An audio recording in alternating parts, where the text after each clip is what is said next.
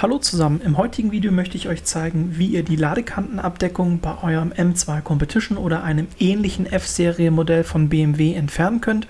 Das Ganze sieht dann am Ende so aus, wie wir das hier sehen. Da ist also diese Plastikabdeckung weg und das reine Metall ist sichtbar.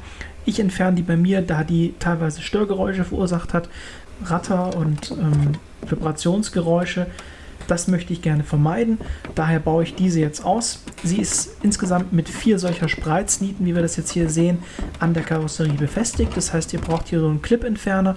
Dann gibt es da so ein kleines Näschen, da könnt ihr drunter greifen mit dem Clip-Entferner und dann eben die Spreizniete nach außen wegziehen. So sieht so eine Spreizniete aus. Die dann am besten aufbewahren. Ich zeige euch später, ich habe die einfach wieder an die Abdeckung eingeklipst, sodass mir die nicht verloren gehen. Ihr könnt die aber natürlich auch irgendwie anders verwahren, wie ihr das eben möchtet. Zu diesen Abdeckungen, wo ich gerade war, kommen wir später. Jetzt hier nochmal die anderen beiden Spreiznieten auf der anderen Seite. Auch hier gleiches Prinzip.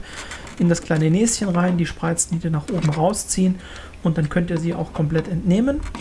Wenn diese Spreiznieten jetzt alle gelöst sind, dann könnt ihr diese Abdeckung bereits komplett entnehmen.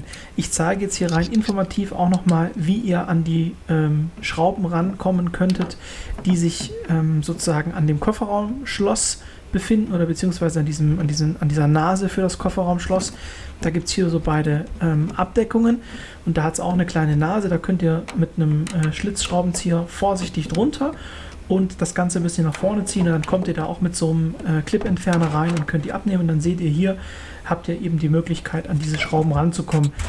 Ich persönlich zeige das jetzt einfach nur informativ, ich denke aber viel einfacher ist es, wenn ihr einfach die gesamte Verkleidung entfernt, dann braucht ihr da nicht diese beiden Deckel rausfummeln, aber für den Fall, dass ihr das wollt, habt ihr das jetzt auch einmal gesehen, wie das funktioniert. Das ist auf beiden Seiten identisch, mit dem Schlitzschraubenzieher in das Näschen rein, das ein bisschen vorholen und dann mit dem Clip-Entferner drunter greifen und diese Plastikabdeckung da raushebeln.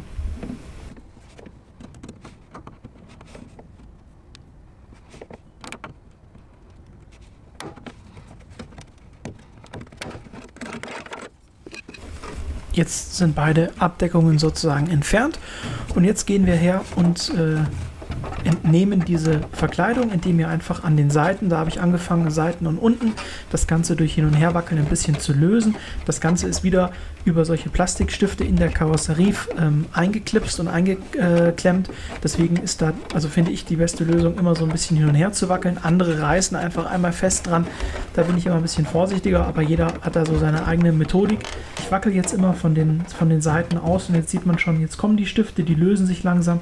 Und ihr habt das gesamte Verkleidungsteil in der Hand. So sieht das ja aus, so kennen wir das. Und auf der Rückseite, wie gesagt, sind dann eben auch diese Befestigungsstifte zu sehen. Da oben die beiden, die dann in der Karosserie eingeklipst sind und das auch nochmal festhalten. Jetzt baue ich diese Abdeckplatten wieder ein, damit mir die auch, wie gesagt, nicht verloren gehen. Ich würde, wie gesagt, immer empfehlen, die gesamte Verkleidung abzunehmen. Das ist dann viel einfacher, als diese Plastikdeckel da rauszufummeln und zu entnehmen.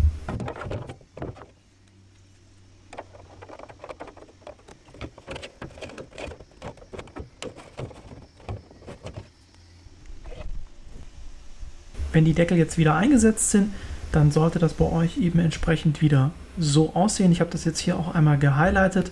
Das sind die Deckel jetzt wieder eingesetzt. Und dann könnt ihr die Verkleidung, wie gesagt, einfach irgendwo aufbewahren. Bei mir landet das immer alles im Keller.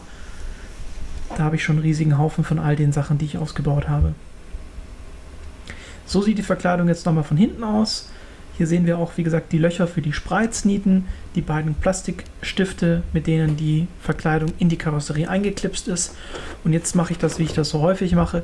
Ich montiere die Spreiznieten wieder direkt am Bauteil, damit ich die später eben nicht suchen muss und mir da nichts verloren geht. Das würde ich auf jeden Fall immer empfehlen. Ihr könnt es aber natürlich bei Bedarf auch gerne anders machen. Jetzt kommen wir noch zu einem wichtigen Punkt, also was heißt wichtiger Punkt, aber informativer Punkt. Ich habe das Teil auch gewogen, wir sehen das jetzt hier auch einmal gehighlightet. Das hat tatsächlich 0,7 Kilo, also 0,74, ich habe das jetzt abgerundet und habe dann auch die Tabelle entsprechend aktualisiert. Das heißt, ich bin jetzt insgesamt bei minus 71 Kilogramm, also für alle die es interessiert, ihr könnt auch noch mal ein bisschen Gewicht einsparen. Wenn wir dann damit fertig sind, hier sehen wir nochmal die Lightblocks Batterie. Da habe ich jetzt das Ladegerät angeschlossen und wie man sehen kann, ist der Kofferraum schon relativ leer. Die ganzen Abdeckteile